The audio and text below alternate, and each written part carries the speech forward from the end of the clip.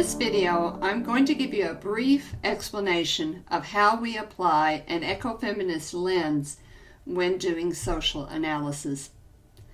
Remember, using a particular lens compels us to see differently by prompting us to ask specific questions based on the principles of that lens. Social analysis is a tool that many of us are familiar with.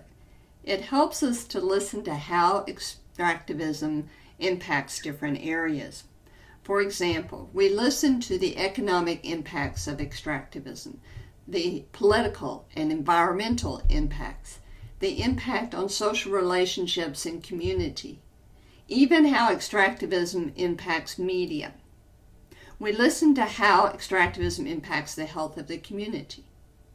Education and religious institutions are also impacted by extractivism. Social analysis helps us ask the questions so that we can probe deeper into the effects of extractivism in each of these areas. Let's talk about a few of the basic principles of the ecofeminist lens. The ecofeminist lens focuses on the relationship and the interrelationship between humans, non-humans, and God. Its basic belief is this: that there is nowhere that God is not present. In other words, God is present everywhere. This view changes how we relate to creation, earth, every living and non-living thing. The ecofeminist lens takes the view that biodiversity evolved for millions and millions of years, all through intercooperation. There is an interrelated web of life where we are all sharing in kinship. There is not a hierarchy of distinct entities. In essence, every living thing depends on this community of life.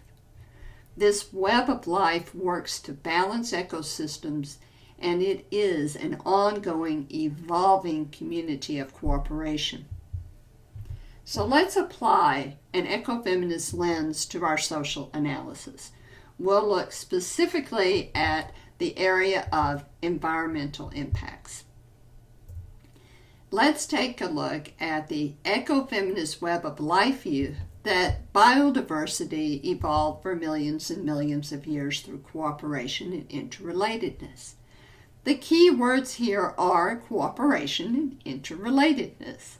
So what kinds of questions do we apply to our social analysis? Using a social analysis approach with a focus on the area environmental, we can ask the question: how does extracting minerals impact an ecosystem? Applying an ecofeminist lens to our social analysis approach, we begin with the traditional understanding that has been handed down to us. We explore this question: how does a patriarchal view of biblical interpretation contribute to the destruction of an ecosystem?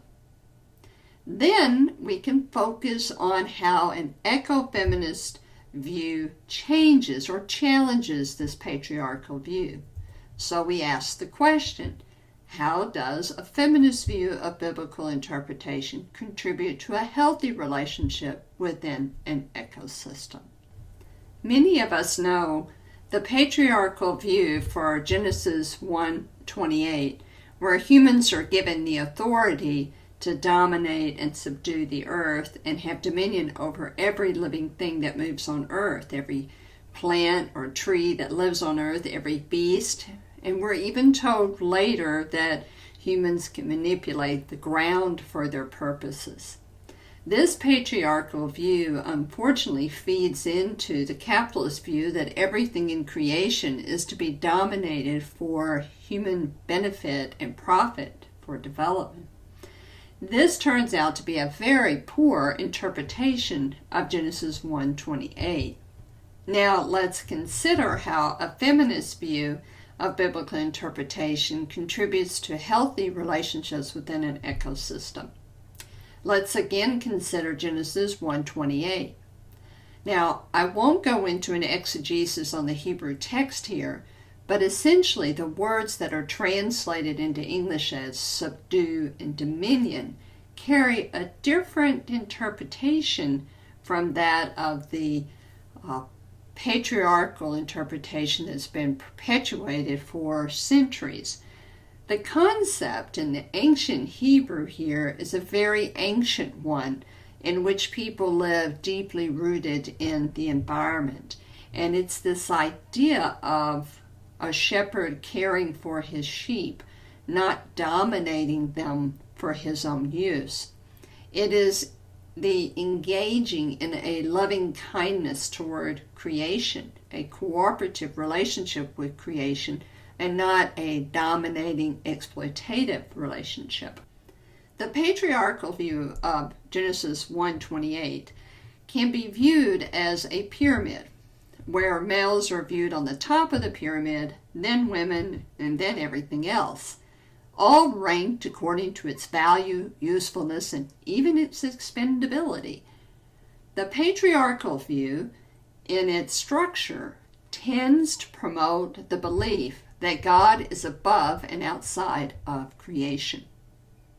The feminist view of Genesis 1:28 can be viewed as a web, where everything holds intrinsic value and all of a life is impacted by the web of life.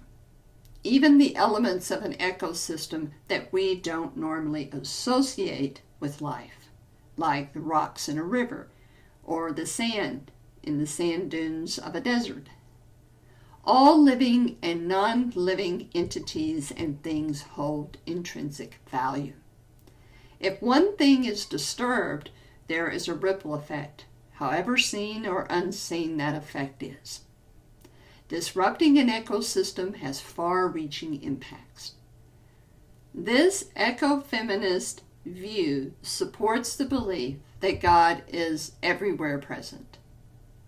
Importantly, how we see ourselves in relation to creation says a lot about how we see ourselves in relation to God.